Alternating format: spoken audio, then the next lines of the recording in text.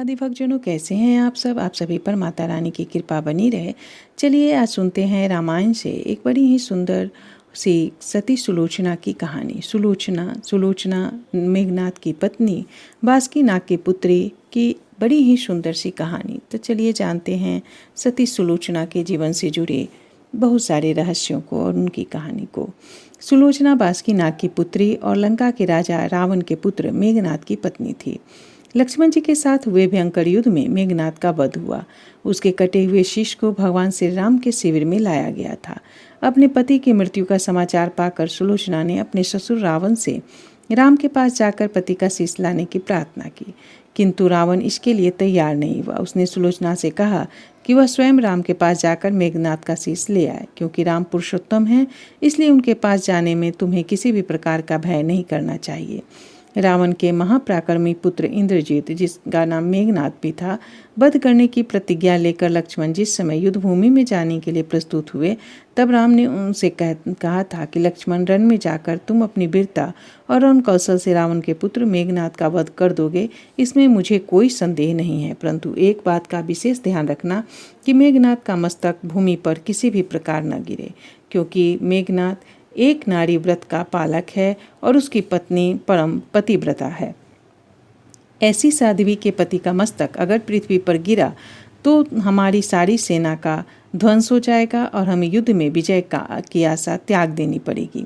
लक्ष्मण अपनी सेना लेकर चल पड़े। समरभूमि में उन्होंने वैसा ही किया।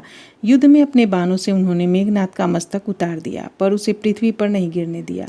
हनुमान उस मस्तक को रघुनंदन जी के पास ले आए। मेघनाथ की दाहिनी भुजा आकाश में उड़ती हुई अपनी पत्नी सुलोचना के पास जाकर गिरी।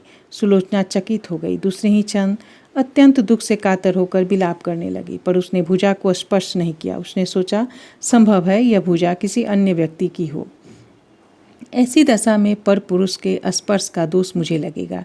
निर्णय करने के लिए उसने भुजा से कहा कि यदि तुम मेरे स्वामी की भुजा है तो मेरे पतिव्रत की शक्ति से युद्ध का सारा वृत्तांत लिख दे। भुजा ने दासी की लेखनी पकड़ा दी।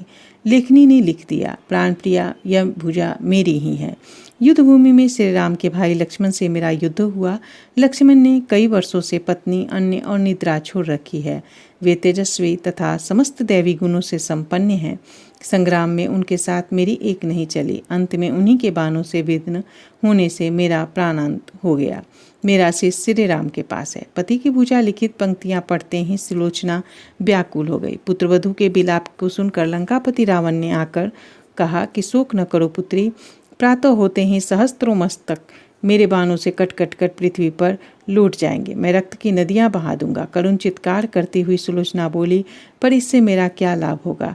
सहस्त्रों नहीं करोड़ों शीश भी मेरे स्वामी के शीश के अभाव को पूर्ति नहीं कर सकेंगे। सुलोचना ने निश्चय किया कि मुझे अब सती हो जाना चाहिए, किंतु पति का सब तो पास में था नहीं। सब तो रामदल में पड़ा हुआ था, फिर वह कैसे सती होती। तब अपने ससुर रावण से उसने अपना अभिप्राय कहकर अपने पति का शव मंगवाने के लिए कहा। तब रावण ने उत्तर दिया कि देवी, तुम स्वयं ही रामदल में जाकर अपने पति का शव प्राप्त करो।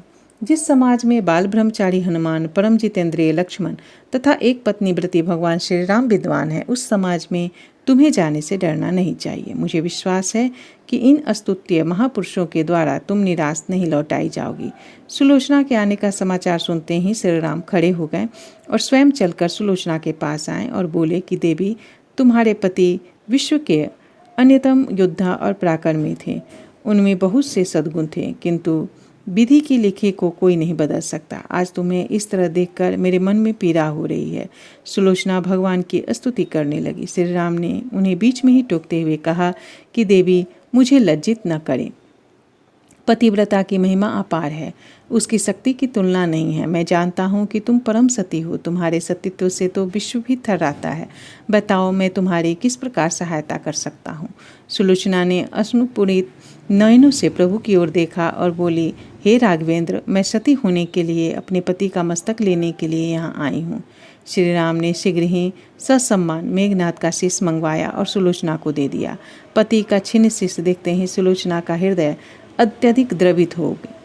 उसकी आंखें बड़े जोरों से बरसने लगी। रोते रोते उसने पास खड़े लक्ष्मण की ओर देखा और कहा, सुमित्रानंदन, तुम भूल कर भी गर्व मत करना कि इनका वध मैंने किया है। मेरे स्वामी को धराशायी करने की शक्ति विश्व में किसी के पास नहीं थी।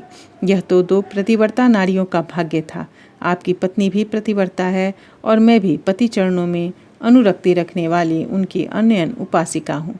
पर दुर्भाग्य से मेरे पति पतिव्रता नारी का अपहरण करने वाले पिता का अन्न खाते थे और उन्हीं के लिए युद्ध में उतरे थे। इसी से मेरे जीवन का धन परलोक सिधारे। सभी योद्धा सुलोचना को राम शिविर में देखकर चकित थे।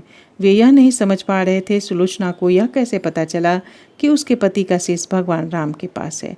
जिज्ञासा शांत करने के लिए सुग्रीव ने ही पूछ लिया, यह बात उन्हें कैसे ज्ञात हुआ कि मेघनाथ का शेष श्री राम के शिविर में है। सुलोचना ने स्पष्टता से बता दिया कि मेरे पति की भुजा युद्धभूमि से उड़ती हुई मेरे पास चली गई थी। उसी ने लिखकर मुझे बता दिया। व्यंग भरे शब्दों से सुग्रीव बोल उठे, निष्प्राण भुजा यदि लिख सकती तो फिर तो यह कटा हुआ सिर भी हंस सकता है। श्री राम ने कहा, व्यर्थ बातें मत करो मित्र, पतिव्रता के महात्म को तुम नहीं जानते। श्री राम की मुख्य कृति देखकर सुलोचना उनके भावों को समझ गई। उसने कहा कि यदि मैं मन वचन क्रम से पति को देवता मानती हूँ तो मेरे पति का यह निर्जीव मस्तक हंस उठे। सुलोचना की बात पूरी भी नहीं हुई थी कि कटा हुआ मस्तक जोर जोर से हंसने लगा। यह देखकर सभी दंग रह गए। सभी ने पतिव्रता सुलोचना को प्रणाम किया। सभी पतिव्रत की महिमा से परिचित हो गए थे। चलते समय सुलोचना ने श्री राम से प्रार्थना की, भगवान, आज मेरे पति की अंत्येष्टि क्रिया है और मैं उनकी सहचरी उनसे मिलने जा रही हूँ, अतः आज युद्ध बंद रहे। श्री राम ने सुलोचना की प्रार्थना स्वीकार कर ली। सुलोचना पति का सिर लेकर वापस लंका आ गई। लंका में समुद्र के तट पर एक चंदन की चिता तैयार की गई। पति के शीश को गोद में लेकर सुलोचना चिता पर बैठी और धधकती हुई अग्नि में कुछ ही क्षणों में सती हो गई। ये थी सती सुलोचना। जय श्री राम, जय सती।